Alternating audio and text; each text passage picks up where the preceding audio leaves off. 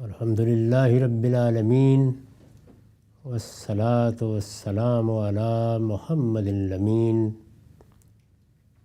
اعوذ باللہ من الشیطان الرجیم، بسم اللہ الرحمن الرحیم۔ خواتین و حضرات، ہم سورہ یوسف کی آیت 39 سے درس کی ابتدا کر رہے ہیں۔ سیدنا یوسف کی سرگزشت زیر بحث ہے۔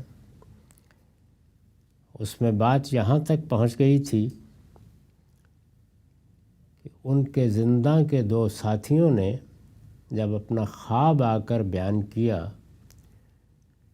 اور یہ چاہا کہ اس کی تعبیر انہیں بتا دیں، تو سیدنا یوسف نے اس کو ایک مناسب موقع دیکھ کر ان سے تھوڑی سی مہلت لی۔ فرمایا کہ تمہارا کھانا آنے سے پہلے میں یہ تعبیر تمہیں بتا دوں گا۔ پھر ایک نہایت خوبصورت تمہید اٹھائی، بات کو اپنی ذات سے اوپر اپنے پروردگار سے متعلق کیا اور وہاں سے دعوت پیش کر دی۔ اس کا کچھ حصہ زیر بحث آ چکا ہے، جس کی حیثیت بھی اصل بات کے لیے تمہیدی تفصیلات ہی کی تھی۔ اس کے بعد انہوں نے فرمایا، یا صاحبی السجن ارباب متفرقون خیر ام اللہ الواحد القہار۔ میرے زندہ کے ساتھیوں، کیا الگ الگ بہت سے خدا بہتر ہیں یا وہ ایک اللہ جو سب پر غالب ہے؟ یہ سوال انہوں نے ان کے سامنے رکھ دیا۔ اور یہاں بھی دیکھیے کہ بات پہلے بھی اس خوبصورتی کے ساتھ کہی کہ مخاطب کے لیے وہ کوئی براہ راست نقد نہ بن جائے، اور یہاں پر بھی اہم ترین چیز ان کے سامنے استفہامیہ اسلوب میں سوال کی صورت میں رکھ دی۔ ان کو غور و فکر کی دعوت دی کہ ذرا ایک نگاہ اپنے عقائد پر ڈالو اور یہ بتاؤ کہ یہ ماننا بہتر ہے یعنی عقلی لحاظ سے بہتر ہے، علمی لحاظ سے بہتر ہے، انسانی شعور اس کی تائید کرتا ہے، اس لحاظ سے بہتر ہے کہ ہم اس پوری کائنات کے بارے میں یہ مانیں کہ اس کا ایک خالق ہے۔ یہ تو ہماری مجبوری ہے، کوئی چارہ اس کے سوا نہیں ہے، اس لیے کہ ہمارا مخلوق ہونا ایک وجودی حقیقت ہے، یہ کسی تنقیح کی محتاج نہیں ہے۔ اور جب ہم مخلوق ہیں اور گرد و پیش میں ایک ایک چیز اسی پہلو سے ہمارے ساتھ ہے، تو عقل کہتی ہے کہ اس کا کوئی خالق ہونا چاہیے۔ اب اگر پیغمبروں نے یہ بتا دیا ہے کہ یہ خالق ہے، وہ اس کائنات کا مالک ہے، وہی بادشاہ ہے، وہی تمہیں سب کچھ دیتا ہے، تمہاری ربوبیت کا اہتمام کرتا ہے، اس دنیا میں اسی کی قدرت، اسی کی حکمت اور اسی کی رحمت کا ظہور ہوا ہے، تو یہ بات تو ماننا پڑتی ہے، اس میں تو کوئی چارہ نہیں۔ لیکن اتنی بات ماننا اور اسی پہ اکتفا کر لینا بہتر ہے، یا یہ ماننا کہ بہت سے خدا ہیں، دسیوں ہیں، ایک نے یہ بنا رکھا ہے، دوسرے نے وہ بنا رکھا ہے، خلق میں فلاں اور فلاں شریک ہے اور امر میں فلاں اور فلاں شریک ہے، ان میں سے کون سی بات علم و عقل کے لحاظ سے بہتر ہے؟ یہ سوال انہوں نے ان کے سامنے رکھا۔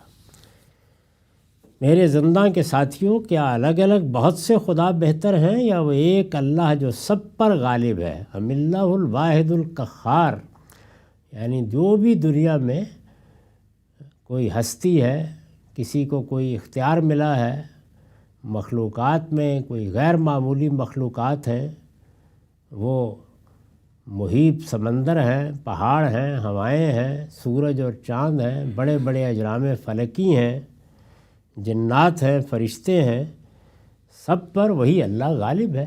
تو کیا وہی ماننا بہتر ہے یا ان میں سے کسی کو اس چیز کا اور کسی کو اس چیز کا خدا مان لینا بہتر ہے۔ اس کے بعد انہوں نے اسی استدلال کو مزید آگے بڑھایا، سوال کی صورت میں استفہامیہ انداز میں یہ بات سامنے رکھتی۔ استفہامیہ انداز کی خوبی یہ ہوتی ہے کہ اس میں آپ مخاطب کو چیلنج نہیں کرتے بلکہ اس کو دعوت فکر دیتے ہیں، سوچنے کی دعوت دیتے ہیں۔ یہی طریقہ انہوں نے اختیار کیا۔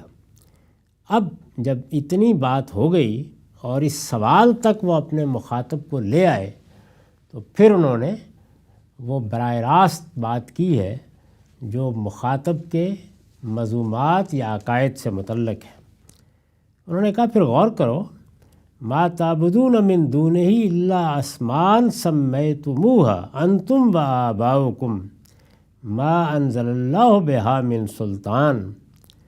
یہ جو تم نے معبود بنا رکھے ہیں، یعنی ایک معبود، ایک رب، ایک مالک، اس کائنات کا خالق، یہ تو علم و عقل کا تقاضا ہے کہ مانا جائے، یعنی خالق ہونا چاہیے، اس کا انکار انسانی عقل نہیں کر سکتی۔ خالق کون ہے اس میں بحث ہو سکتی ہے۔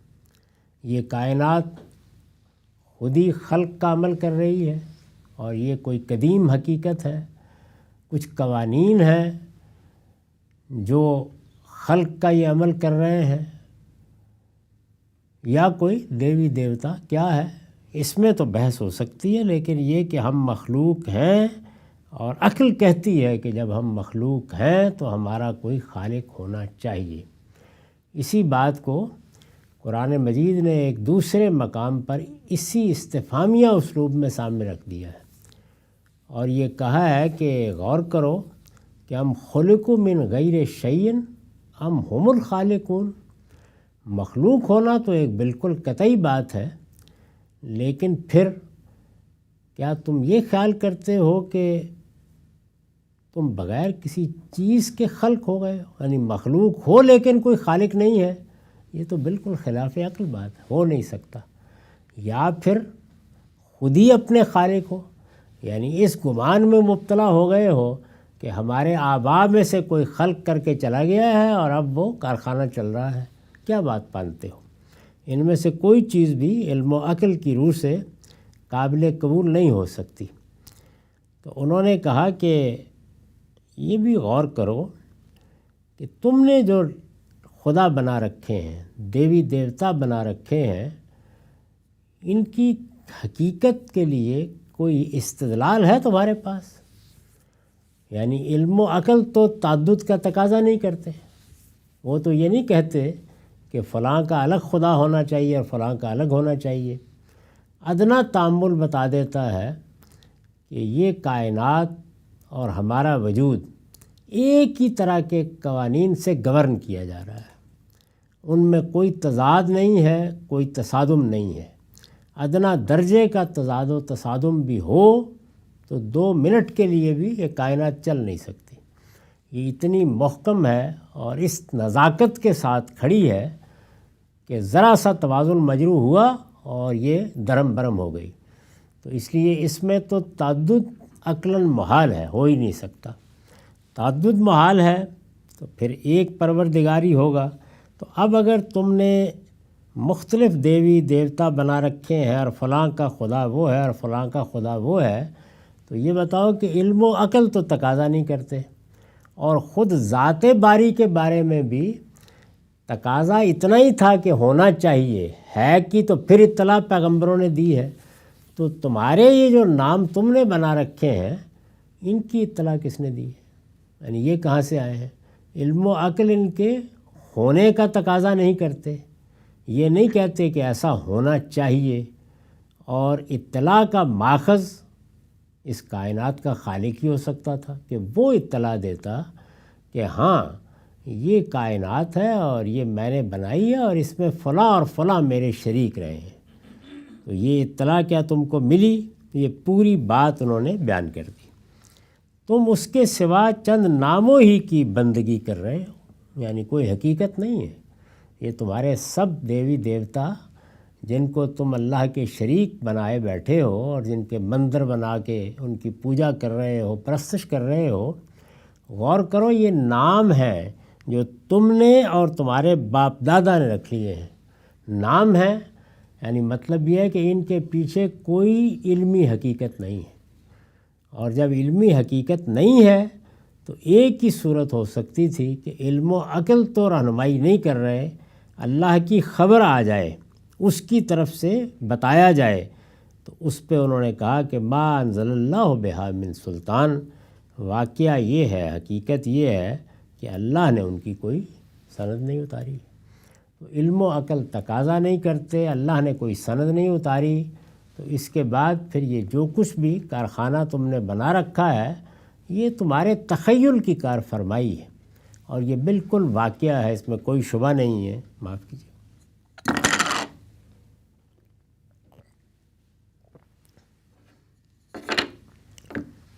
اس میں کوئی شبہ نہیں ہے کہ جو کچھ بھی دیو مالائیں وجود میں آئی ہیں، وہ یونان کی ہوں، مصر کی ہوں، ہمارے بر صغیر کی ہوں، سب کی سب ایسی ہیں، یعنی ان کے پیچھے کوئی سند نہیں ہے، وہ انسانی تخیل کا شاہکار ہے۔ انسان کے اندر چونکہ یہ صلاحیت موجود ہے کہ وہ اپنے تخیل سے چیزوں میں منطقی ربط پیدا کر لیتا ہے۔ یہ منطقی ربط ہے جو دیو بالا کے خلق کا باعث بنا ہے، یہی فلسفیوں کی اور صوفیوں کی مابعدت طبیعیات کا خالق ہے، اور یہی ہے جس کی بنیاد پر انسان سائنسی تحقیقات کی بنیادیں قائم کرتا، بنیادی مفروضات وجود میں لاتا اور اعلیٰ درجے کا ادب تخلیق کرتا۔ یہی صلاحیت ہے انسان کی، لیکن یہ صلاحیت اس مادی دنیا میں تو ادب کی تخلیق کا باعث بنتی ہے، فنون لطیفہ کو وجود میں لانے کا باعث بنتی ہے۔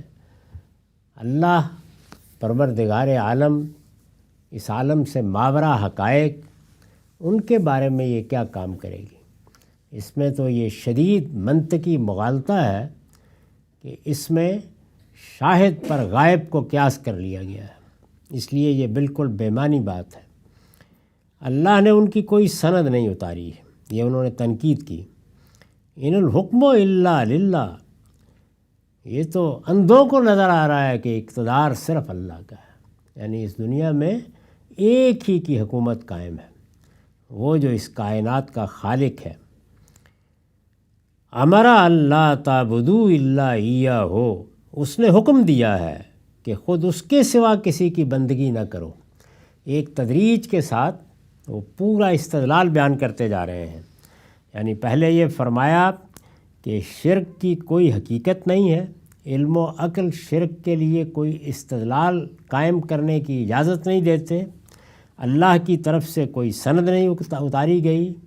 اس کائنات کو دیکھنے کے بعد کسی درجے میں بھی یہ معلوم نہیں ہوتا کہ یہاں کسی اور کا اقتدار ہو سکتا ہے، تو خلق میں کسی کا ہونا اس کے کوئی شواہد نہیں ہے، امر میں کسی کا ہونا اس کے بھی کوئی شواہد نہیں۔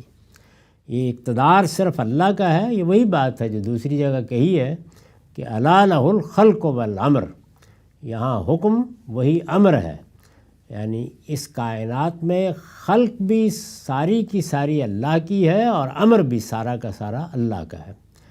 تو پہلے انہوں نے خلق کو بیان کیا اور اس کے بعد فرمایا ان الحکم الا للہ، یعنی مشاہدہ بتاتا ہے، عقل بتاتی ہے، علم شہادت دیتا ہے کہ اقتدار بھی تنہا ایک ہی ہستی کا ہے، یعنی کوئی دوسرا قانون کار فرما نہیں، کسی قسم کا کوئی تضاد نہیں ہے۔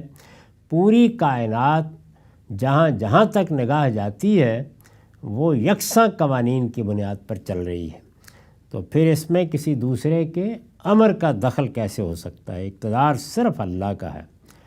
اب رہی یہ بات کہ اس سب کے بعد وہی بتائے گا، یعنی اللہ ہی بتائے گا کہ پھر بندگی کس کی ہونی چاہیے، تو اس نے یہ بتایا ہے امرا اللہ تعبدوا الا ایہ، اس نے حکم دیا ہے کہ خود اس کے سوا کسی کی بندگی نہ کرو۔ یہ حکم ہے جو ہمیں اس کے پیغمبروں کی وساطت سے پہنچا، اور یہی دین ہے۔ اور یہ جو بات ہے کہ امرا اللہ تعبدوا الا ایہ ہو، کہ اللہ کے سوا کسی کی بندگی نہ کی جائے، تو پورے دین کی حقیقت کیا ہے؟ بندگی۔ یعنی اللہ نے ہم سے کیا تقاضا کیا؟ میرے بندے بن کر رہو، میں تمہارا معبود ہوں، تم میرے بندے ہو۔ اپنی اس حقیقت کو پہچانو اور اپنی پوری زندگی اسی حقیقت کے ماتحت بسر کرو۔ اسی کو دوسری جگہ اس طرح واضح کیا ہے کہ وما خلقت الجن والانس الا لیعبدون، ہم نے جنوں اور انسانوں کو اسی لیے تو پیدا کیا ہے کہ وہ ہماری بندگی کریں، یعنی ہمارے بندے بن کر رہیں۔ اللہ تعالیٰ کو اپنا رب ماننا، اس کی بادشاہی اس کائنات پر ماننا، اور اسی کو معبود مان کر اس کی پرستش کرنا، اس کی بات ماننا، یہ سب کیا ہے؟ بندگی، اللہ کا بندہ بن کر رہنا۔ تو فرمایا کہ اس نے حکم دیا ہے کہ خود اس کے سوا کسی کی بندگی نہ کرو۔ یعنی صرف یہ نہیں کہا کہ بندگی کرو، یہ کہا ہے کہ میری ہی بندگی کرو، اور یہی سارا دین ہے۔ تو میں نے جہاں دین حق میں اس سوال سے بات کی ابتدا کی ہے کہ دین کی حقیقت کیا ہے، یعنی اپنی کتاب میزان کے دوسرے مقدمے میں، تو وہاں یہ بتایا کہ دین کی حقیقت اگر ایک لفظ میں بیان کی جائے تو وہ کیا ہے؟ اللہ کی عبادت، بندگی، اللہ کے بندے بن کر رہو۔ بالکل لفظوں میں یہی بات دیکھیے خود قرآن نے بیان کر دی۔ یوسف علیہ السلام نے کہا کہ اس نے حکم دیا ہے کہ صرف میری بندگی کی جائے گی، ذالک الدین القیم، یہی تو اصل دین ہے، یہی سیدھا دین ہے، یہی دین قیم ہے۔ ولیکن اکثر الناس لا یعلمون، مگر بہت سے لوگ اس حقیقت کو نہیں جانتے۔ یعنی لوگ اسی حقیقت کو فراموش کر بیٹھتے ہیں، اور اس سے ساری خرابیاں پیدا ہوتی ہیں۔ اس کائنات کا ایک ہی خالق ہے، اس کائنات پر تنہا اسی کا اقتدار ہے، اس کے ساتھ ہمارا تعلق عبد اور معبود کا ہے۔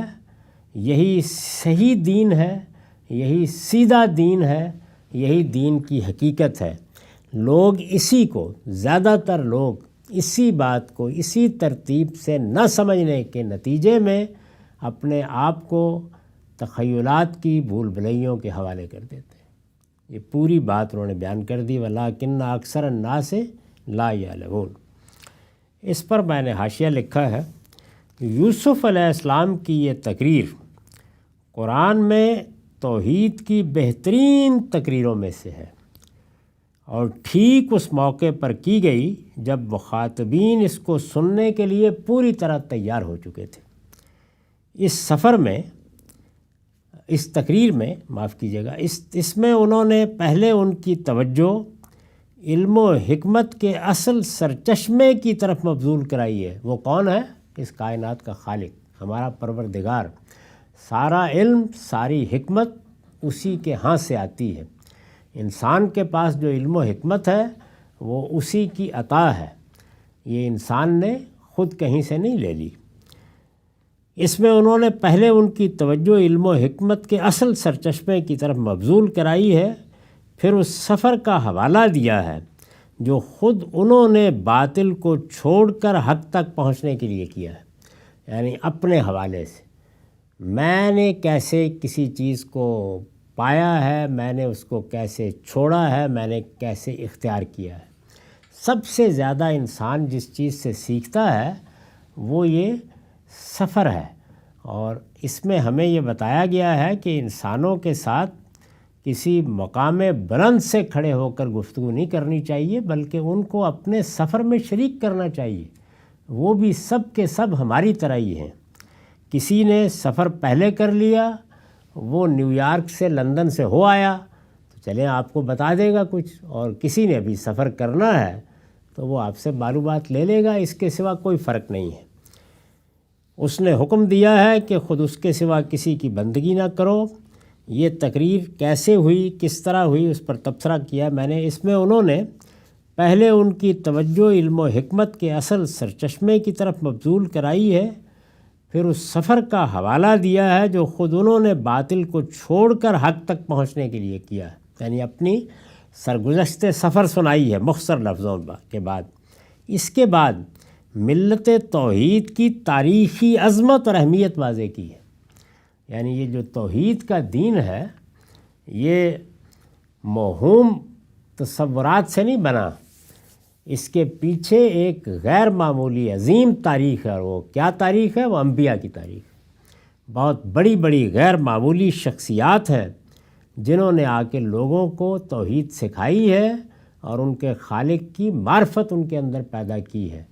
تو اس میں سیدنا ابراہیم اور یعقوب اور اسحاق بہت بڑا حوالہ ہے۔ تو انہوں نے یہ اہمیت واضح کی ہے کہ میں نے یہ دین اختیار کیا ہے تو میں نے تو اپنے فہم سے اس کو سمجھا، اور جو چھوڑا ہے سوچ سمجھ کر چھوڑا ہے، جو اختیار کیا ہے سوچ سمجھ کر اختیار کیا ہے، اور مجھے اطمینان ہے کہ اس کے نتیجے میں جو کچھ اب مان رہا ہوں وہ وہی ہے جو میرے آبا مانتے رہے ہیں، اور وہ آبا کون ہیں؟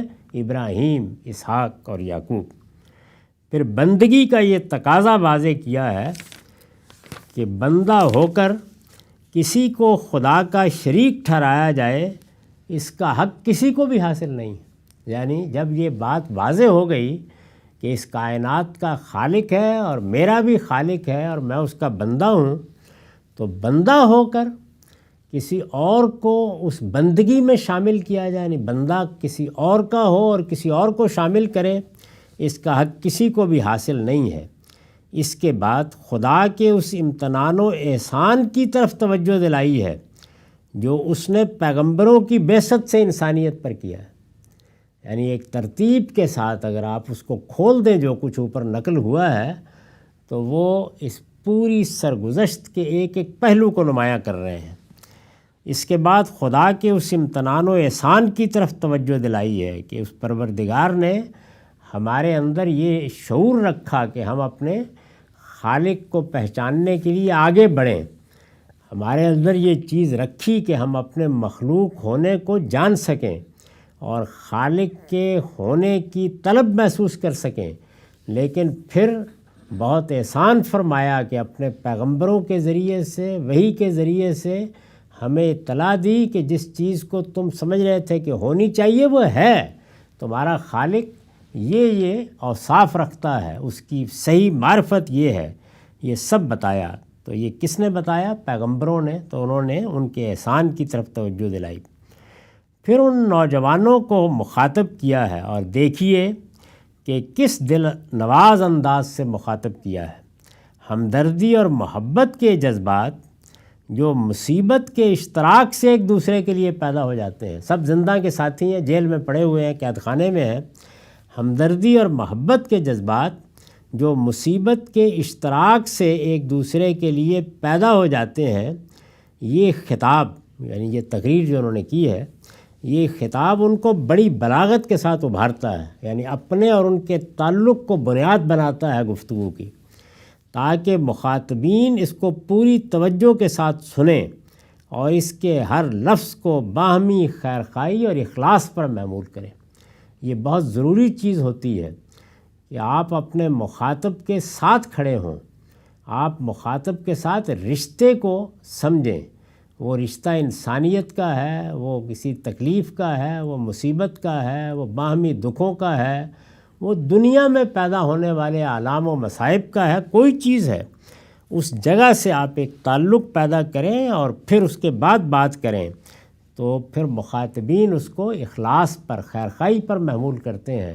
لیکن کسی ممبر پر کھڑے ہو کر آپ نے ایک مقام بلند سے لوگوں کو طعن و تشنیع کر دی تو یہ انبیاء کی دعوت کا طریقہ نہیں ہے۔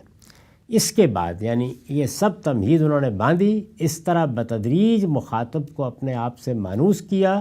اس کے بعد اصل دعوت پیش کی گئی ہے، جس کا خلاصہ یہ ہے کہ جہاں تک خدا کا تعلق ہے وہ تو ایک بدیہی حقیقت ہے، بلکہ ابدع البدیہات ہے، یعنی انسان کے مخلوق ہونے کا احساس ہی خالق کو پیدا کر دیتا ہے، اور پیغمبر آ کے بتاتے ہیں تو جس طرح بچہ ماں کی طرف لپکتا ہے اسی طرح انسان ذات باری کی طرف لپکتا ہے۔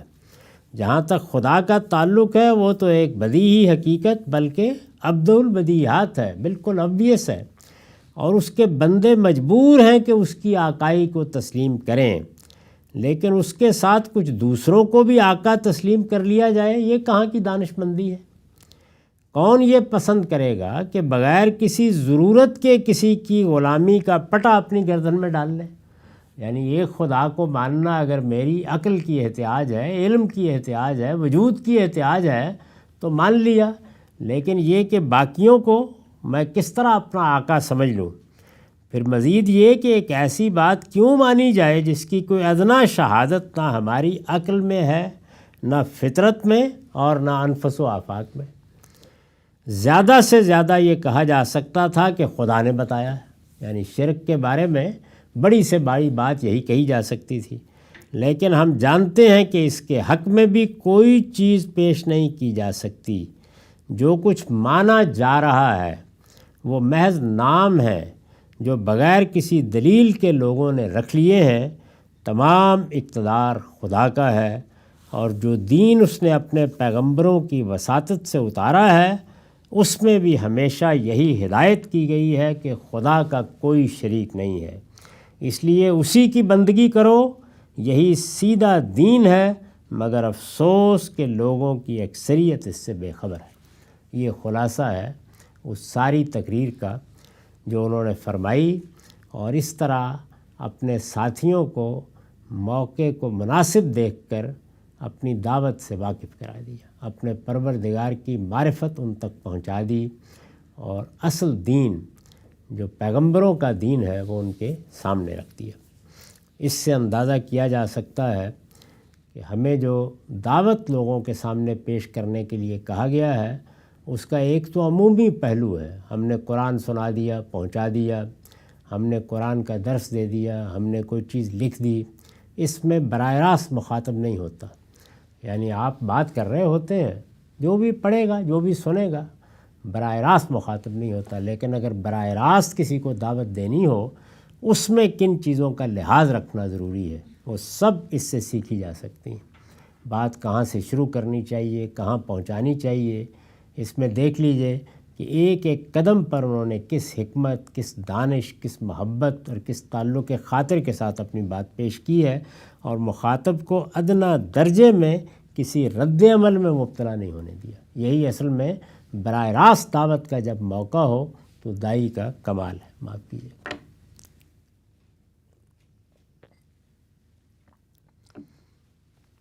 جب یہ ساری بات ہو گئی تو اب اس کے بعد غالباً کھانے کا وقت بھی قریب آ گیا، تو انہوں نے اب ان کے خواب کی تعبیر بتائی، یہی انہوں نے مہلت لی تھی۔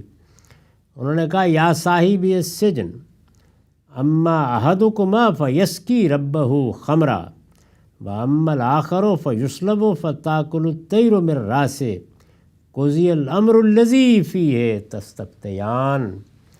میرے زندہ کے ساتھیوں، تمہارے خواب کی تعبیر یہ ہے کہ تم میں سے ایک تو اپنے منصب پر بحال ہو جائے گا اور اپنے آقا کو شراب پلائے گا۔ وہ ساقی تھا، اور جیسے کہ پیچھے بیان ہو چکا کہ کسی بات پر ناراض ہو کر بادشاہ نے اس کو جیل میں بھیج دیا، تو اب سیدنا یوسف نے اس کے خواب کی تعبیر بتائی کہ تم تو بحال ہو جاؤ گے۔ میرے زندہ کے ساتھیوں، تمہارے خواب کی تعبیر یہ ہے کہ تم میں سے ایک تو اپنے آقا کو شراب پلائے گا۔ ظاہر ہے کہ اس کا لازمی نتیجہ یہ ہے کہ وہ اپنے منصب پر بحال ہو جائے گا، تو اس کو میں نے الفاظ میں بیان کر دیا ہے۔ تم میں سے ایک تو اپنے منصب پر بحال ہو جائے گا اور اپنے آقا کو شراب پلائے گا، وَأَمَّا الْآخَرُ، رہا دوسرا، وَيُسْلَبُ، تو اسے سولی دی جائے گی، یعنی اس کو موت کی سزا دے دی جائے گی، تو اسے سولی دی جائے گی۔ فَتَأْكُلُ الطَّيْرُ مِن رَاسِهِ، اس زمانے میں جب سولی سے مراد ہمارے ہاں کی یہ پھانسی نہیں ہوتی، یعنی ایک لکڑی کے اوپر کیل ٹھونک کر لٹکا دیا جاتا ہے اور وہیں آدمی رخصت ہو جاتا ہے، تو سولی دی جائے گی، پھر پرندے اس کا سر نوچ نوچ کر کھائیں گے۔ عبرت بنا دیا جاتا تھا۔ اس بات کا فیصلہ ہوا جس کے بارے میں تم دونوں پوچھ رہے تھے۔ انہوں نے کہا کہ تم نے جو مجھ سے خواب کی تعبیر پوچھی تھی، تو لو میں نے تمہیں تعبیر بتا دی۔ اس کے خواب کی تعبیر یہ ہے اور تمہارے خواب کی تعبیر یہ ہے۔ اب ذرا پیچھے جا کے خواب دیکھیے تو اندازہ ہوتا ہے کہ وہ کتنا واضح خواب تھا، تاہم سیدنا یوسف نے بہت خوبی کے ساتھ اس تمثیل کو کھول دیا اور بتایا کہ یہ ہونے والا ہے۔ تو اس سے جو سچے خواب ہوتے ہیں ان کی حقیقت بھی واضح ہوئی، اور تعبیر کیسے کرنی چاہیے اس کے لیے بھی بڑی عمدہ رہنمائی اس سے ملی۔ تو انہوں نے کہا کہ اس بات کا فیصلہ ہوا جس کے بارے میں تم پوچھ رہے تھے، یعنی میں نے فیصلہ کن بات کر دی ہے، بغیر کسی تردد کے بتا دیا ہے کہ یہ نتیجہ نکلنے والا ہے۔ ہمارا وقت ختم ہو گیا، یہ سرگزشت ابھی جاری ہے۔ اقول قولی ھذا واستغفر اللہ لی ولکم ولسائر۔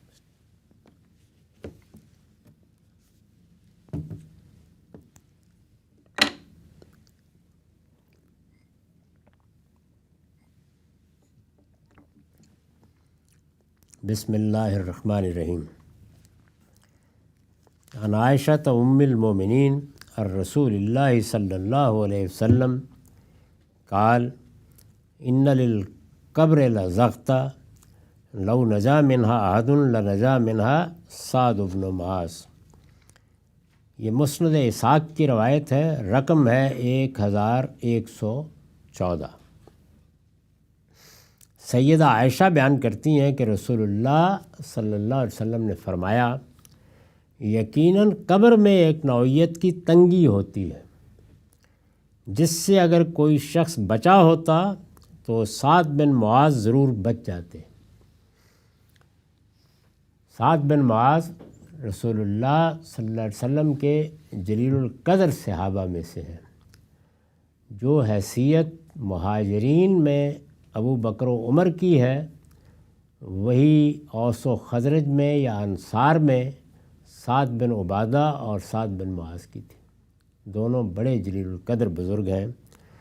سعد بن عبادہ کے ساتھ تو کچھ معاملات بعد میں ہو گئے جس میں ان کو مدینہ چھوڑنا پڑا۔ سعد بن معاذ رسول اللہ صلی اللہ علیہ وسلم کے حین حیات دنیا سے رخصت ہو گئے تھے۔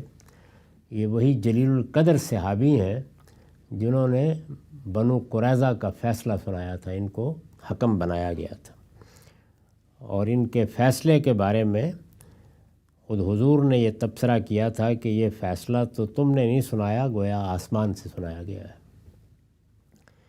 ان کے کارنامے بھی بڑے غیر معمولی ہیں، اور بعض ایسے موقعوں پر جو فی الواقع امتحان کے موقع تھے بڑی ثابت قدمی دکھائی انہوں نے۔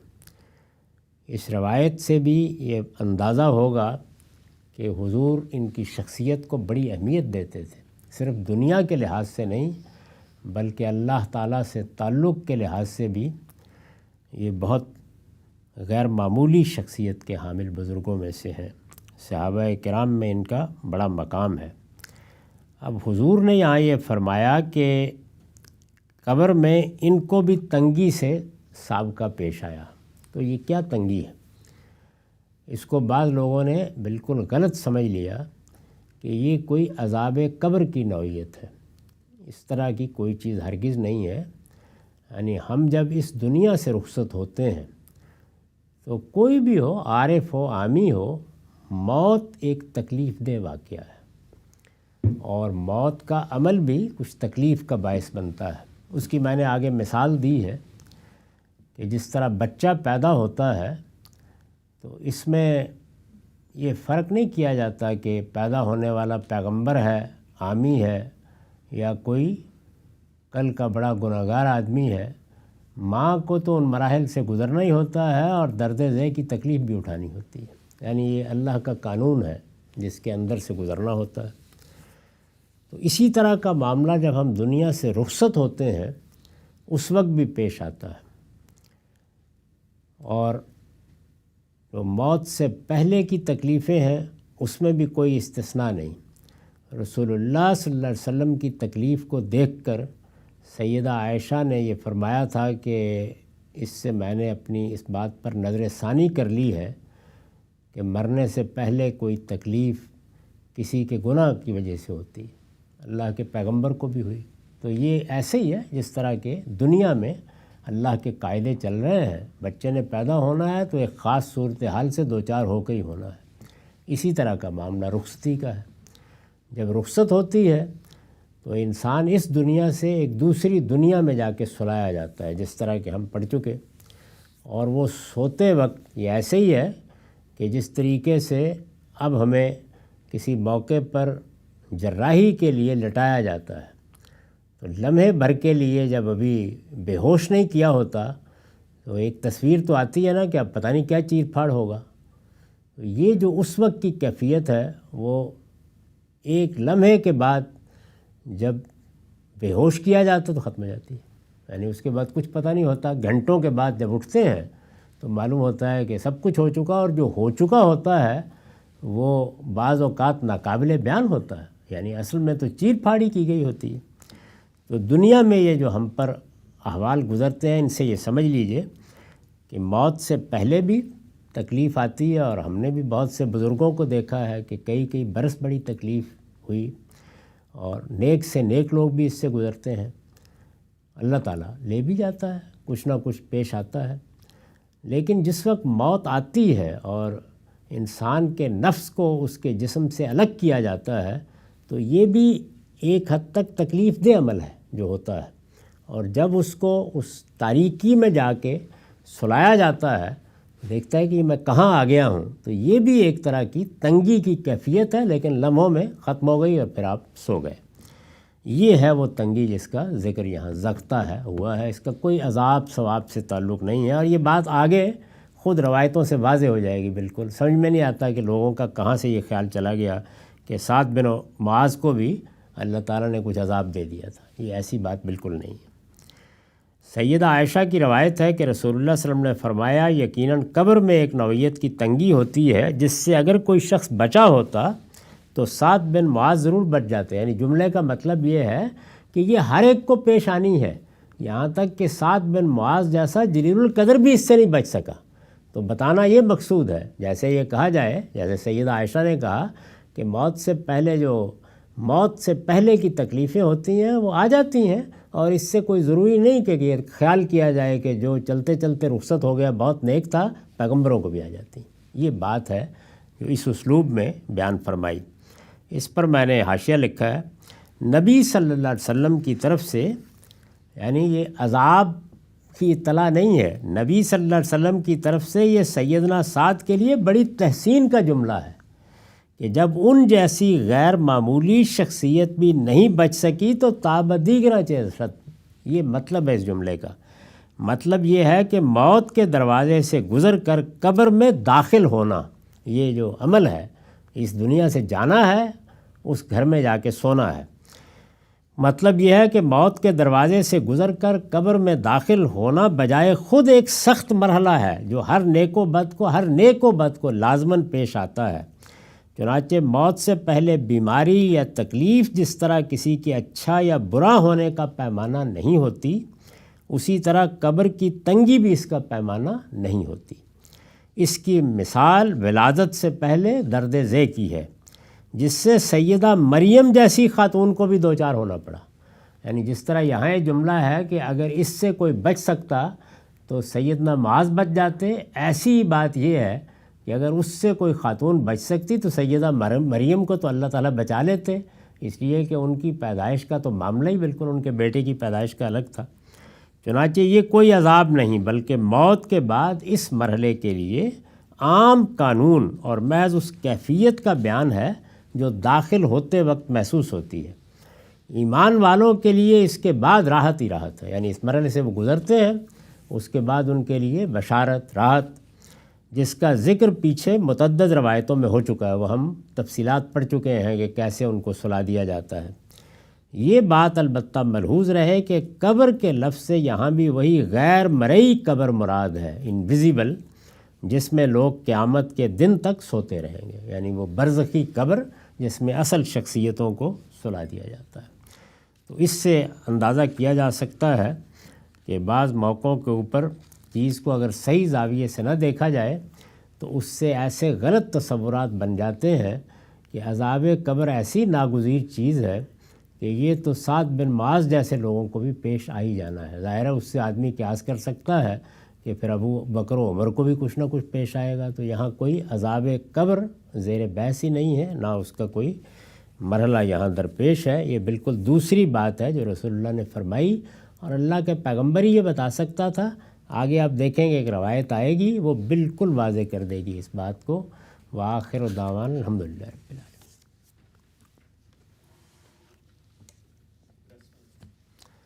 10 منٹ کا وقفہ، اس کے بعد سوالوں کی.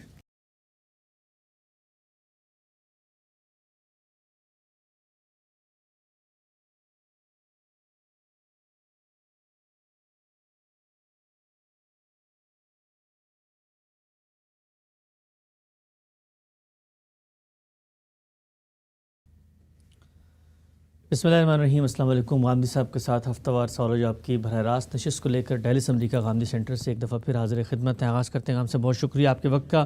فوج کے بیانیے کے ایک ایک نقطے پر ہم آپ سے استفادہ کر رہے تھے. اس سلسلہ گفتگو کی آج یہ 8ویں نشست ہے اور چوتھے نقطے تک ہم پہنچ چکے ہیں. ہم سب چوتھا نقطہ جو اس پورے بیانیے میں پیش کیا جاتا ہے وہ میں پڑھ دیتا ہوں. کہا جاتا ہے کہ پاکستان جس نعرے کے تحت وجود میں آیا وہ لا الہ الا اللہ کا نعرہ ہے.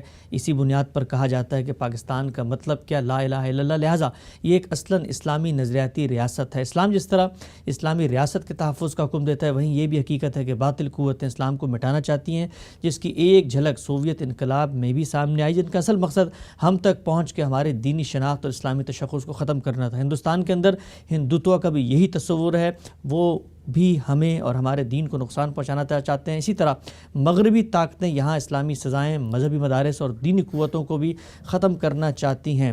ہم سب جس بچے نے پاکستان میں آنکھ کھولی ہے اور فوج کا تصور تشخص اس کے سامنے آیا ہے، ہر جگہ پہ یہی بتایا گیا ہے یہ کسی ملک کی فوج نہیں ہے بلکہ یہ مسلمانوں کی فوج ہے. جب بھارت نے ہم پہ حملہ کیا تب بھی یہ کہا گیا کہ اس کو نہیں پتہ کہ اس نے لا الہ الا اللہ پکارنے والی قوم کو للکارا ہے. اسی طریقے سے ہمارے ہاں ہر جگہ پر یہ کہا جاتا ہے کہ اللہ کی رحمت کا سایہ، توحید کا پرچم لہرایا، اے مرد مجاہد جاگ ذرا وقت شہادت ہے آیا.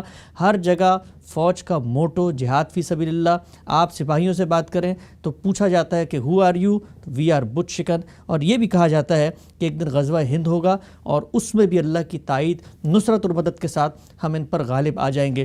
جز میں بھی میں جانوں گا آپ سے یہ سوویت انقلاب اور ہندوستان کے ساتھ جنگوں کو اصول میں سب سے پہلے سمجھنا چاہتا ہوں. بتائیے گا کیا پاکستان ایک مذہبی ریاست ہے؟ اس نعرے کے تحت وجود میں آیا جو کچھ فوج کے اس پورے بیانیے میں سامنے آتا ہے. یہ نعرے لوگوں نے ضرور لگائے، لیکن پاکستان کی قیادت، یعنی وہ قیادت جس نے اس ملک کو بنانے کی جدوجہد کی یا اس کا تصور پیش کیا، اس نے اس طرح کے نعرے نہیں لگائے تھے. اس کی تاریخ محفوظ ہے، یہ کوئی ماضی کا قصہ نہیں ہے. میں اس سے پہلے اشارتاً بتا چکا ہوں کہ وہ تاریخ کیا ہے. میں نے یہ عرض کیا تھا کہ دنیا فتوحات کی دنیا تھی. اس میں لوگ اپنی حکومتیں، اپنی سلطنتیں قوت کے بل پر قائم کرتے تھے. قوت ہی کے بل پر یہاں مغل حکومت کر رہے تھے، قوت ہی کے بل پر یہاں برطانیہ عظمیٰ کی حکومت قائم ہوئی. یہ سب بڑی سلطنتیں تھیں. ان کے بعد جب جمہوری تصورات پیدا ہو گئے تو اب یہ سوال تھا کہ ہندوستان سے اگر دوسری جنگ عظیم کے بعد انگریز جانے کا فیصلہ کر رہے ہیں تو یہاں کی حکومت کس کو منتقل ہوگی؟ انہوں نے چلے جانا ہے تو اب کسی کو یہاں حکومت کرنی ہے. کیا مغل بادشاہوں کا کوئی شہزادہ تلاش کیا جائے گا، وہ حکومت کرے گا یہاں بہت سی ریاستیں ہیں، ان میں سے کسی حکمران کا انتخاب کیا جائے گا؟ کیا ہوگا؟ چونکہ جمہوری تصورات عام ہو چکے تھے. وہ لوگ جنہوں نے آزادی کی جدوجہد آپ کہہ سکتے ہیں کہ وہ کانگریس میں تھے، مسلم لیگ میں تھے، جتنے بھی بڑے زعماء تھے، وہ سب یہی کہہ رہے تھے کہ ہم ایک قومی ریاست کے طور پر ہندوستان کو آزاد دیکھنا چاہتے ہیں اور یہاں پر لوگ حکومت کریں گے، جمہوری حکومتیں قائم ہوں گی. جمہوری حکومت کے تصور ہی نے وہ کشمکش پیدا کی کہ اب وہاں بہت بڑی ہندوؤں کی اکثریت ہوگی، مسلمانوں کی بھی بڑی تعداد ہے. یعنی کوئی 2, 4, 10 افراد کی اقلیت نہیں ہے، کروڑوں لوگ ہیں۔ ہندوؤں کے بعض زعماء نے جس طرح کی تقریریں کی، اس تحریک میں بعض مذہبی پہلو جیسے کہ شامل ہو جایا کرتے ہیں، ان کی جانب سے بھی شامل ہوئے۔ اس سے یہ تاثر پیدا ہونا شروع ہو گیا۔ اس کے بہت سے واقعات ہیں کہ مسلمانوں کی تہذیب، ثقافت، مذہب، تاریخ، یہ چیزیں کچھ خطرے میں آ رہی ہیں۔ یہ خطرہ صحیح تھا، یہ موہوم تھا، اس وقت یہ میرا موضوع نہیں ہے، لیکن یہ احساس پیدا ہوا۔ چنانچہ سادہ جمہوری اصول پر، جیسے امریکہ چل رہا ہے، جس طرح کہ برطانیہ، جس طرح یورپ کی بہت سی ریاستیں ہیں، سادہ جمہوری اصول پر کیا اس بر صغیر کا نظام چلایا جا سکتا ہے؟ یعنی انتخابات ہوں گے، جس کے پاس بھی حکومت آ جائے۔ تو جو خطرات محسوس کیے جا رہے تھے، وہی میں نے عرض کیا کہ خطرات ظاہر ہے کہ کسی قومی شناختی کے بارے میں ہوتے ہیں۔ یہ خیال تو نہیں تھا کہ ایک گروہ دوسرے کو مارنا شروع کر دے گا، لیکن حقوق پامال ہوں گے یا صحیح طریقے سے ادا نہیں ہوں گے، یا لوگوں کی تہذیب، ثقافت کو ایسے خطرات لاحق ہو جائیں گے کہ وہ قصہ ماضی بن جائیں۔ پھر آپ جانتے ہیں کہ جب اس طرح کے خطرات کا ایک مرتبہ ادراک سا ہو جائے تو اس میں بڑا مبالغہ پیدا ہو جاتا ہے، اور لوگ بیان بھی کرتے ہیں۔ اس میں حقوق کی حفاظت کیسے کی جائے؟ کن کے حقوق؟ یعنی مسلمانوں کے حقوق۔ ظاہر ہے کہ مسلمان ایک پہلو سے ایک مذہب کے ماننے والے ہیں، دوسرے پہلو سے وہ امتداد زمانہ سے یا تاریخی عمل سے ایک قوم بن چکے ہیں۔ قوم بننے کا مطلب کیا ہے؟ ان کے نام الگ ہیں، ان کی شخصیات الگ ہیں، ان کا ذہنی پس منظر الگ ہو چکا ہوا ہے۔ یہی چیزیں قوم بناتی ہیں۔ یعنی آپ نسلی بنیاد پر قوموں کے پاس چلے جائیے، مثال کے طور پر افغانوں سے بات کریں، ارائیں لوگوں سے بات کریں، آپ سادات سے بات کریں جو ہمارے ہاں ساداتی کہلاتے ہیں، تو ہر شخص اصل میں اپنی شناخت کی ایک تاریخ رکھتا ہے، پس منظر رکھتا ہے، اپنے آبا کا ذکر الگ سے کرے گا۔ بعض اوقات علمی شخصیتیں، فکری شخصیتیں وہ الگ ہو جاتی ہیں، اور اگر زبان بھی الگ ہو جائے تو پھر تو قومیت اور بھی زیادہ محکم ہو جاتی ہے۔ تو اس طرح کی بہت سی چیزیں تھیں جنہوں نے مسلم قومیت کا شعور پیدا کیا اور ہندو قومیت کے مقابلے میں پیدا کیا۔ خود ہندو قومیت بہت سے مذاہب کا مجموعہ تھی۔ تو یہ احساس ہے جس احساس نے حقوق کی حفاظت کے لیے توجہ دلائی، صحیح دلائی، غلط دلائی، یہ اس وقت ہمارا موضوع نہیں ہے۔ واقعہ یہ ہے کہ ایسا ہوا، چنانچہ مسلمانوں کی قیادت بتدریج، اور میں یہ بتدریج کا لفظ استعمال کر رہا ہوں، یعنی پہلے یہ چیز نہیں تھی۔ یہ خیال تھا کہ متحدہ ہندوستان میں حقوق کی حفاظت کا اگر بندوبست ہو جاتا ہے، جیسے کہ محمد علی جناح کے 14 نکات ہی پڑھ کے دیکھ لیجئے، ہو جاتا ہے تو اچھی بات ہے، راضی تھے مسلمان اس کے اوپر۔ اس کے بہت سے تجاویز، بہت سے فارمولے پیش کیے گئے، یہ ہو سکتا ہے، یہ ہو سکتا ہے۔ خود علامہ اقبال کو اصرار تھا اس بات کے اوپر کہ انہوں نے کسی الگ ملک کا کوئی تصور پیش نہیں کیا، وہ انڈین یونین کے اندر ایک طرح کی نیم خود مختاری کا مطالبہ کر رہے تھے، یعنی ان صوبوں کے لیے یا ان جگہوں کے لیے یا ان علاقوں کے لیے جہاں مسلمانوں کی اکثریت تھی۔ ایک موقع پر جب ان کی بات کو اس طرح بیان کیا گیا جیسے کہ اب بیان کیا جاتا ہے، تو انہوں نے باقاعدہ تحریری طور پر اس کی تردید کی۔ یہ صورتحال تھی۔ اس صورتحال میں مسلمانوں کے حقوق کی حفاظت ہونی چاہیے۔ یہ جو حقوق کی حفاظت کا معاملہ ہے، یہ کسی موقع کے اوپر بنگلہ دیش میں یا مشرقی پاکستان میں رہنے والوں کے اور مغربی پاکستان میں رہنے والوں کے درمیان بھی ہو سکتا ہے، یہ افغانوں اور ارائیوں کے مابین بھی ہو سکتا ہے، یہ پنجابیوں اور سندھیوں کے مابین بھی ہو سکتا ہے، یہ بلوچیوں کے اور صوبہ سرحد کے یا خیبر پختونخوا کے لوگوں کے درمیان بھی ہو سکتا ہے۔ یہ کسی بھی بنیاد پر ہو جاتا ہے، یعنی قومیتوں کے درمیان اگر حقوق کے معاملے میں تحفظات پیدا ہو جائیں تو تحفظات بہرحال آہستہ آہستہ خطرناک صورت اختیار کر لیتے ہیں، اور پھر آپ جانتے ہیں کہ سیاسی کشمکش میں چیزیں بہت مبالغے میں بھی چلی جاتی ہیں۔ اس پہ دو نقطہ نظر تھے۔ ایک یہ تھا کہ متحدہ ہندوستان میں کوئی خطرے کی بات نہیں ہے، جمہوری اصولوں پر ایک سیکولر ملک بنایا جائے گا، اور جب یہ بنایا جائے گا تو ظاہر ہے کہ لوگ اس میں شریک ہوں گے، سب کے سب برابر کے شہریوں کی حیثیت سے شریک ہوں گے۔ اس میں اس طرح کی تفریق کا کیا سوال ہے؟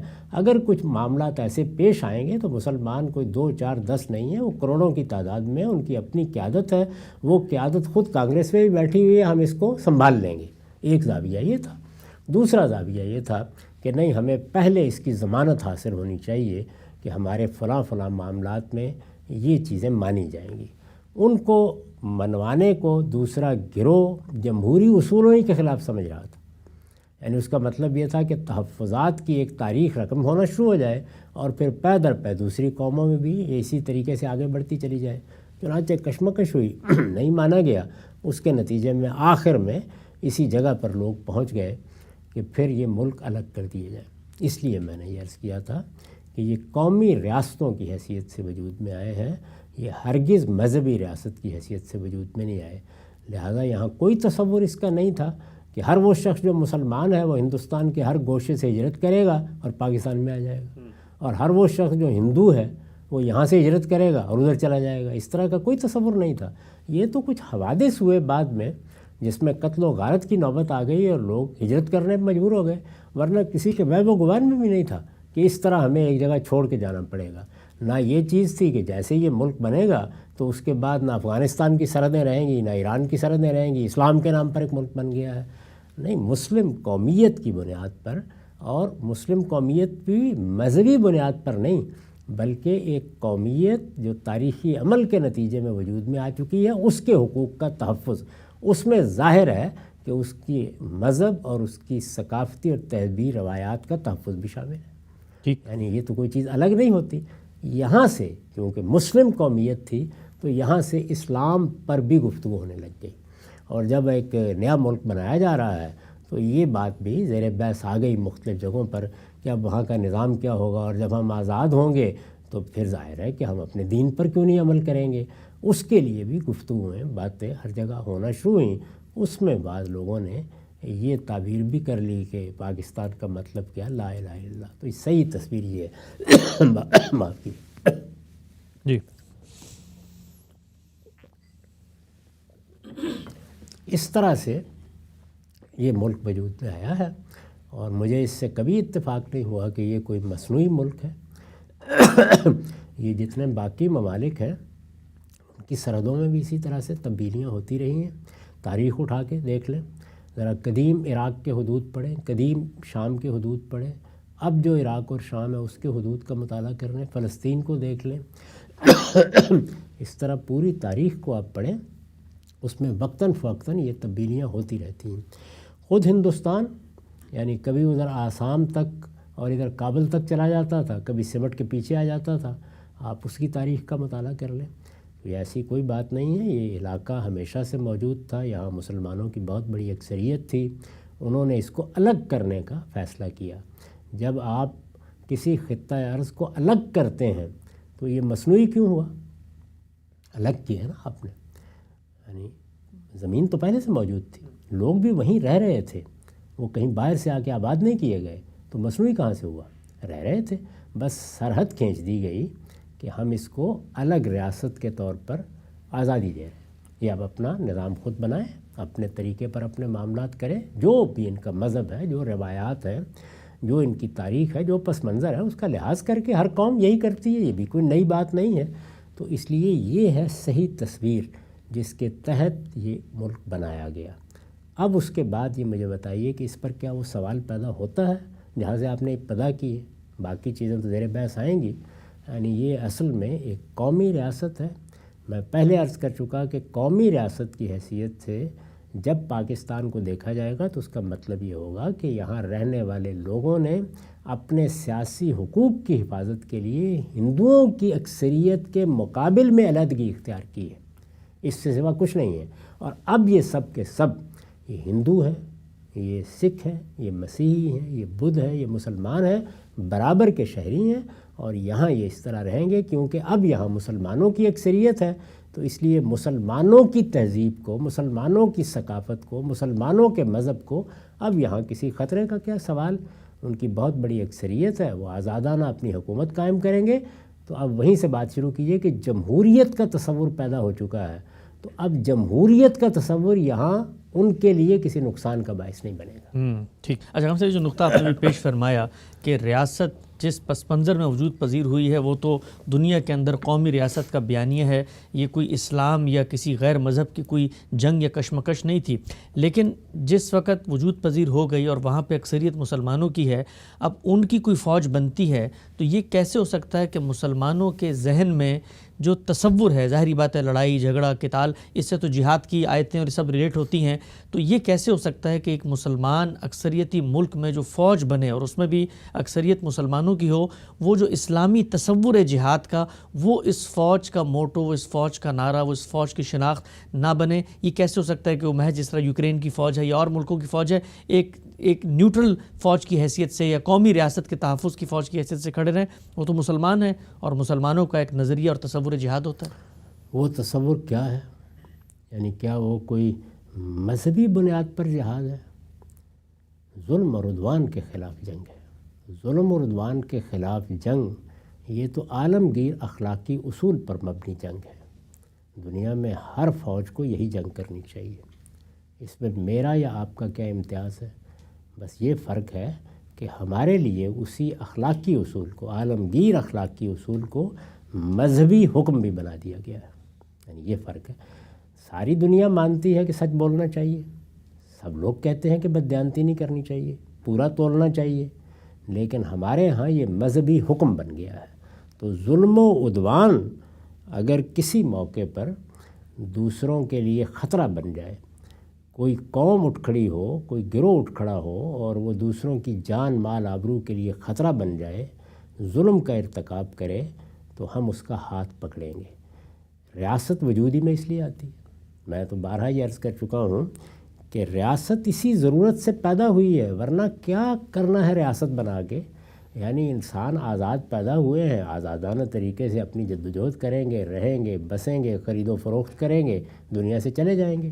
ریاست کیوں بنانی پڑی ہے؟ اسی لیے بنانی پڑی ہے کہ انسان اپنے اختیار کا، وہ اختیار جو انسان کا سب سے بڑا شرف ہے، اس کا غلط استعمال کرتا ہے۔ اس سوء استعمال کے نتیجے میں ظلم عدوان پیدا ہو جاتا ہے، لوگوں کی جان مال آبرو کو خطرات لاحق ہو جاتے ہیں۔ تو آپ کو ریاست بنانی پڑی۔ ریاست کے لیے پھر آپ پولیس بھی ایک محکمے کے طور پر وجود پذیر کرتے ہیں اور آپ فوج بھی بناتے ہیں۔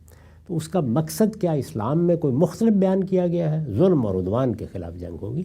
یعنی اگر کسی جگہ ظلم ہے تو جس طریقے سے ہم اپنی ریاست کے اندر اس کا استحصال کریں گے، پابند ہیں، بنی اس لیے ہے، اسی طرح اگر باہر ہے اور ہمارے پاس طاقت موجود ہے تو ہم جہاد کریں گے۔ بس یہ فرق ہے کہ ظلم و عدوان کے خلاف ہی جنگ ہونی چاہیے۔ دنیا میں ہر جگہ ظلم و عدوان کے خلاف ہی جنگ جائز سمجھی جائے گی، یہی سمجھی جانی چاہیے۔ یعنی کسی نے اگر ظلم کر کے امن کو خطرے میں مبتلا کر دیا ہے، لوگوں کی جان کو خطرے میں ڈال دیا ہے، اسی کا ہاتھ پکڑنا ہے۔ تعبیریں الگ الگ ہو سکتی ہیں، میرے لیے آپ کے لیے یہ مذہب کا حکم بھی ہے۔ یعنی سچ بولنا عالمگیر اخلاقی اصول ہے اور میرے لیے میرے دین کا حکم بھی ہے۔ اس سے زائد کوئی بات نہیں، تو اس سے کیا فرق واقع ہوا؟ اچھا ہم صاحب، بڑے سے بڑا فلسفہ، بڑے سے بڑا نظریہ اطلاق میں آ کے اپنا کھرا کھوٹا واضح کر دیتا ہے۔ میں ایک مثال آپ کے سامنے رکھتا ہوں۔ فوج کا جو پورا بیانیہ ہے کہ جو چیلنج ہے کہ جس میں عالمی قوتیں یہاں پر ہمارے مذہبی تشخص کو ختم کرنا چاہتی ہیں اور فوج ہی پاکستان کی جغرافیائی اور نظریاتی سرحدوں کی محافظ ہے، اس کو ایک پورا مقدمہ تقویت فراہم کرتا ہے۔ آپ کی شعور کی عمر میں آپ نے دیکھا کہ روس کے اندر ایک پورا کا پورا فلسفہ حیات، ایک پورا کا پورا نظریہ تھا۔ روس نے افغانستان پہ حملہ کیا اور یہی سمجھا جاتا تھا، مانا جاتا تھا، جانا جاتا تھا کہ اس کا اگلا ہدف پاکستان ہے، گرم پانیوں تک اس نے پہنچنا ہے۔ تو یہ پاکستان کی افواجی تو تھیں کہ پھر انہوں نے جا کے افغانستان میں روس کو روکا اور اپنی اس جو نظریاتی تحفظ تھا، بقا تھی، اسلامی شناخت اور تشخص تھا، اس کی حفاظت کی۔ کمیونزم ایک نظریے کے طور پر وجود میں آیا، اس سے پہلے بھی بعض نظریات اسی طرح ایک متعین ازم کی حیثیت اختیار کر چکے تھے۔ یہ نظریہ صرف اسلام کو چیلنج نہیں کر رہا تھا، یہ دنیا میں بہت سے حقائق تھے جن کو چیلنج کر رہا تھا، بلکہ کہا جا سکتا ہے کہ فطرت کے مقدمات کو چیلنج کر رہا تھا۔ براہ راست مذہب، دین یا اسلام جس طرح سے کہیں کشمکش ہو جائے تو موضوع بن سکتا ہے، اس طرح کبھی موضوع نہیں بنا۔ وہ نظریہ اپنی ذات میں ایک دنیا کی تعبیر کر رہا تھا، ایک تاریخ کی تعبیر کر رہا تھا، اس تعبیر کے لحاظ سے وہ کچھ نتائج حاصل کرنا چاہتا تھا، انقلابی نتائج۔ اگر اس کو کلاسیکی طور پر پڑھیے تو وہ نتائج اصل میں تاریخی عمل سے خود بخود نکلنے چاہیے، لیکن ایک انقلابی عنصر اس کے اندر داخل ہو گیا، چنانچہ انہوں نے اس نظریے کی توسیع کا فیصلہ کر لیا۔ یہ نظریاتی توضیع یا توسیع ہر جگہ ہو جاتی ہے، یعنی یہ دنیا میں اب بھی ہو سکتی ہے۔ مجھے یاد ہے کہ ہمارے ہوش میں ایران میں انقلاب آیا، اس میں بھی توسیع کا جذبہ پیدا ہوا۔ توسیع کا جذبہ ہر نظریے میں ہے، ہر تصور میں ہے۔ جب تہذیبی اقدار متعین ہو جاتی ہیں تو وہاں بھی ہوتا ہے۔ اصلی سوال یہ ہے کہ کیا وہ توسیع نظریاتی طریقے سے ہو رہی ہے، یعنی آپ دعوت دیتے ہیں، آپ پیغام پہنچاتے ہیں، آپ دوسروں کو کنورٹ کرنا چاہتے ہیں، آپ ان کے فکر و خیال کو بدلنا چاہتے ہیں، تو یہ اگر کوئی گناہ کا کام ہے تو یہ تو ہم بھی کرتے ہیں، صبح و شام کرتے ہیں۔ یعنی ہم بھی ایک مذہب کے ماننے والے ہیں، ہم اسلام کو حق سمجھتے ہیں، ہم دنیا کے لیے اس کو ایک بہت بڑی دولت قرار دیتے ہیں اور یہ کہتے ہیں کہ یہ خدا کا پیغام ہے، ہمیں لوگوں تک پہنچانا ہے۔ اس میں پیش نظر تو یہی ہوتا ہے کہ لوگ اس کو سنیں، سمجھیں، قبول کریں، اس کے مطابق اپنی زندگی بسر کریں۔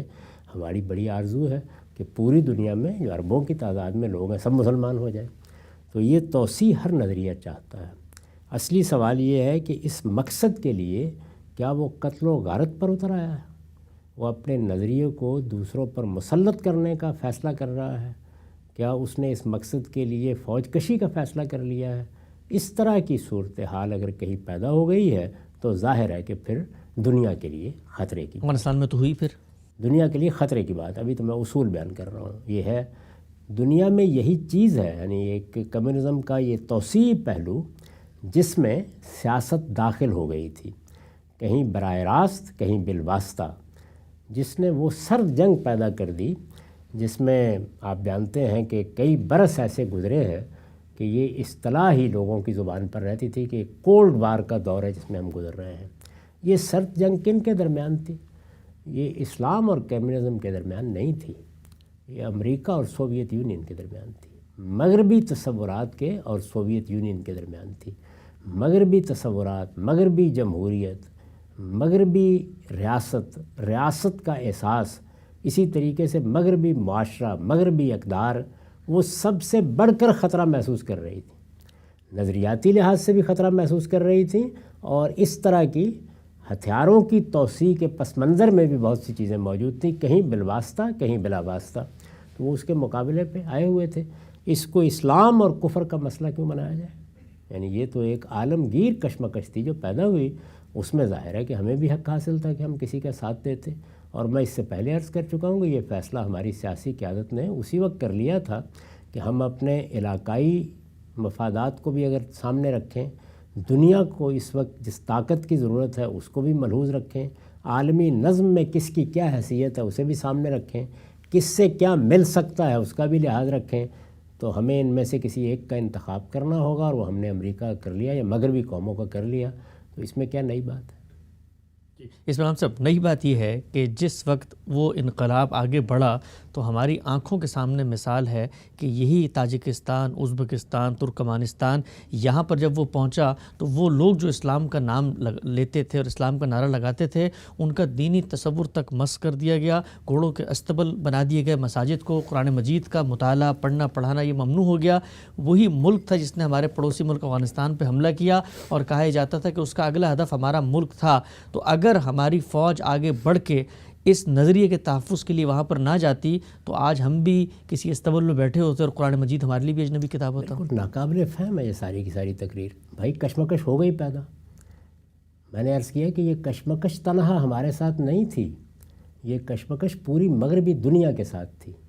دنیا میں جو دو بڑی قوتیں موجود تھیں، سوویت یونین اور امریکہ، ان کے درمیان سرد جنگ کی کیفیت پیدا ہو گئی۔ نظریاتی کشمکش نے فی الواقع ایک جنگی سی صورتحال پیدا کر دی، یعنی دنیا میں دوسری جنگ عظیم کے بعد جو امن کی ایک صورت پیدا ہوئی تھی اس کو ہمہ جہت خطرات لاحق محسوس ہوتے تھے، تو وہ اس کے مقابلے میں آ گئے تھے، اور ہم نے اس میں انتخاب کر لیا تھا کہ ہم کس کے ساتھ ہوں گے۔ یہ کس نے کیا تھا؟ ہماری سیاسی قیادت نے۔ تو اگر کوئی خطرہ لاحق ہوگا، کہیں لڑنا پڑے گا، تو سیاسی قیادت کہیں سوئی ہوئی یہ فیصلہ کر لے گی نا۔ یعنی اس میں یہ بات کہاں سے آ گئی ہے کہ اب فوج کے سپرد کر دیا جائے ملک؟ یعنی باقی ساری دنیا میں لوگوں نے یہی فیصلہ کیا تھا۔ سب سے بڑا خطرہ تو مغربی تصورات، مغربی اقدار اور مغربی جمہوریت کے لیے تھا، تو پھر پورے مغربی یورپ میں لوگوں نے فوج کے حوالے کر دیے تھے اپنے ملک۔ امریکہ میں بھی یہ فیصلہ کر لیا گیا تھا کہ چونکہ سرد جنگ کی صورتحال پیدا ہو گئی ہے، یہ گرم جنگ میں بدل سکتی ہے، چونکہ سوویت یونین ہمارے مقابلے میں ہے، لہٰذا اب وائٹ ہاؤس پینٹاگون میں منتقل کر دیا گیا ہے۔ یہ کیا چیز ہے جو بیان کی جا رہی ہے؟ یہاں سیاسی قیادت تھی، بالغ نظر سیاسی قیادت تھی، وہ اپنے حالات دیکھ کر اگر کسی وقت جنگ کا فیصلہ بھی کرنا چاہتی تو کر لیتی۔ قومیں جنگ کرتی رہتی ہیں، اس میں فوج کہاں سے آ گئی؟ فوج کا کام یہ تھا کہ وہ ان سیاسی قائدین کی بصیرت پر ان فیصلوں کی اتباع کرے، یہ اس کا کام تھا۔ قومی فیصلے سیاسی قیادت نے کرنے تھے، وہ جنگ کا فیصلہ کرے، وہ امن کا فیصلہ کرے۔ یعنی کیا میں یہ کہہ رہا ہوں کہ اگر سیاستدانوں کے ہاتھ میں اقتدار ہوگا تو جنگ ہی نہیں کریں گے کبھی؟ یہ کہاں لکھا ہوا ہے؟ نہیں، امریکہ نے جنگیں نہیں کی، ابھی ایران نے جنگ نہیں کی تھی، آپ نے کویت میں جنگ نہیں دیکھی، کئی جگہیں فلسطین میں ہوتی رہتی ہے، اسرائیل میں بھی ہوتی رہتی ہے۔ وہاں پر کیا ہے؟ اسرائیل کی ریاست کے وجود کو فلسطینی تسلیم نہیں کرتے، مسلمانوں کی بہت سی ریاستیں تسلیم نہیں کرتی رہیں، پھر اس کے بعد وہاں فوج کو اقتدار دے دیا گیا۔ تو یہ کیا استدلال ہے؟ یعنی میں اس کو سمجھنے سے قاصر ہوں بالکل۔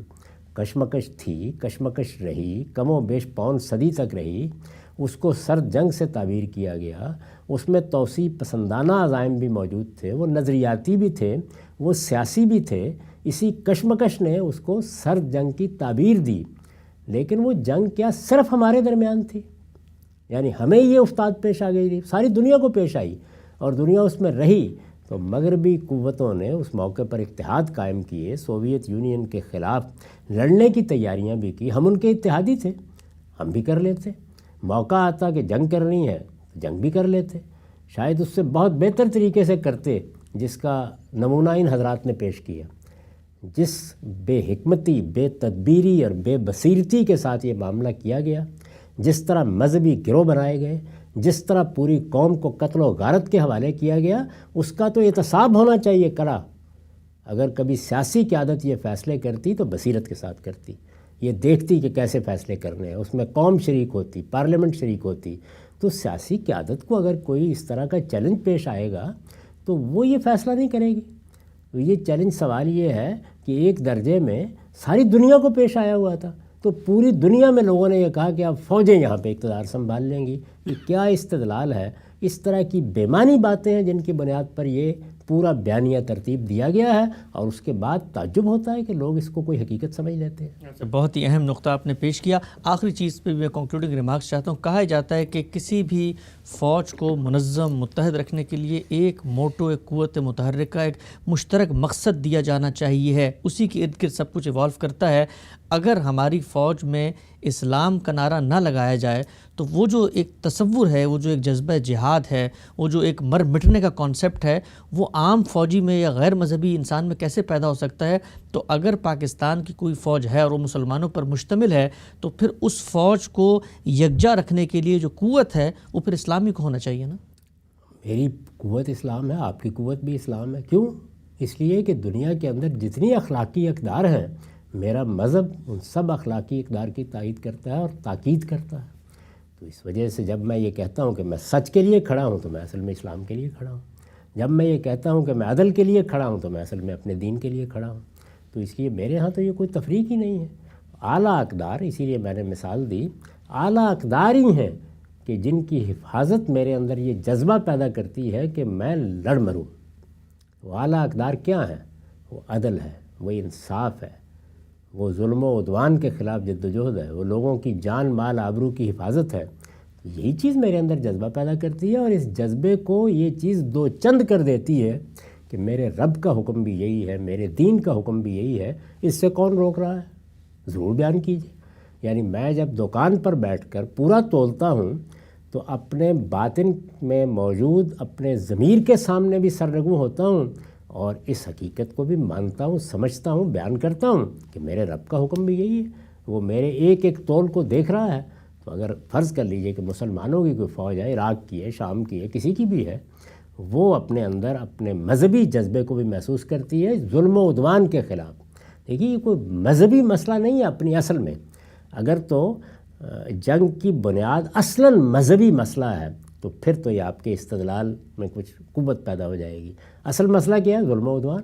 اسلام کا حکم بھی وہی ہے. دنیا میں انسانیت بھی اسی بات کو ماننے پہ مجبور ہے.